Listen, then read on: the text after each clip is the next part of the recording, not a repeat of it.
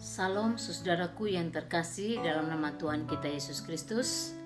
Kita baru saja merayakan kemerdekaan bangsa kita yang ke-75 tahun. Kemerdekaan yang kita nikmati dan kita rayakan saat ini merupakan hasil daripada perjuangan para pahlawan bangsa yang telah gugur di medan perang. Kita sebagai generasi penerus harus mengisi kemerdekaan ini dengan hal-hal yang berguna demi kemajuan bangsa dan negara kita.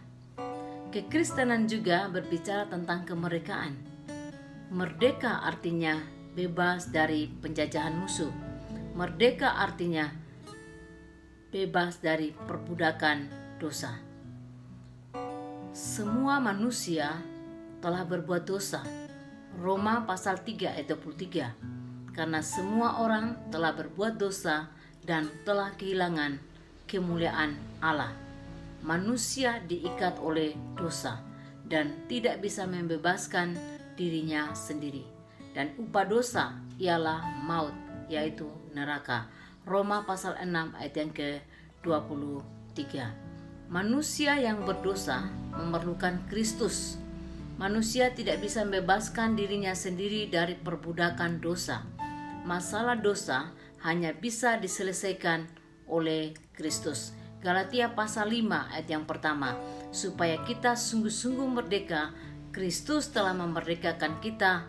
Karena itu berdirilah teguh dan jangan mau lagi dikenakan kuk perhambaan.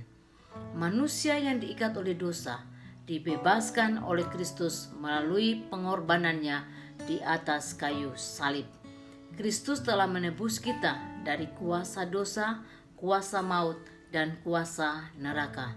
Dan setiap orang yang percaya dan menerima Yesus menjadi Tuhan dan Juru Selamat dalam kehidupannya, hidupnya dimeteraikan oleh Roh Kudus menjadi milik Kristus.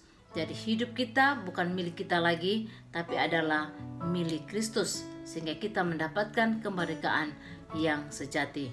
2 Korintus pasal 3 ayat yang ke-17b, di mana ada Roh Allah, di situ ada kemerdekaan.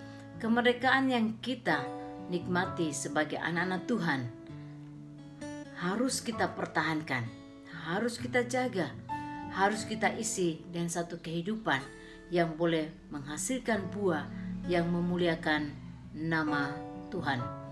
Kehidupan kekristenan ibarat seperti kita menanam pohon jeruk di rumah atau di kebun.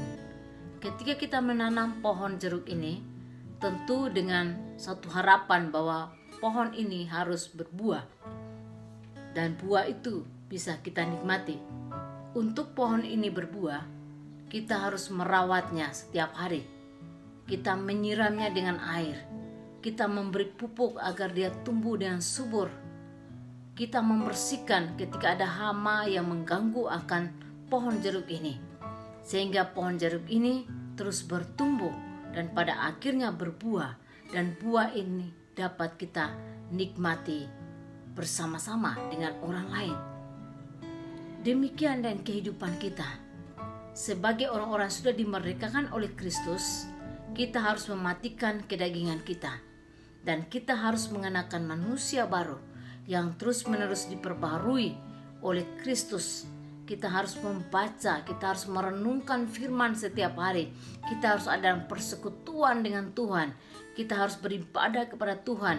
Kita harus melayani Tuhan dan bersaksi tentang Tuhan dimanapun kita berada. Sehingga kehidupan kita bertumbuh, berbuah, dan buah itu bisa dinikmati oleh orang lain.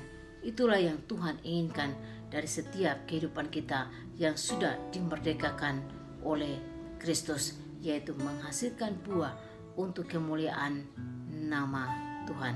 Bagaimana dengan setiap kita? Biarlah firman Tuhan ini menolong kita agar kita menjadi anak-anak Tuhan yang bertumbuh dan menghasilkan buah dalam kehidupan kita setiap hari, sehingga hidup kita boleh menjadi berkat bagi banyak orang. Tuhan Yesus memberkati.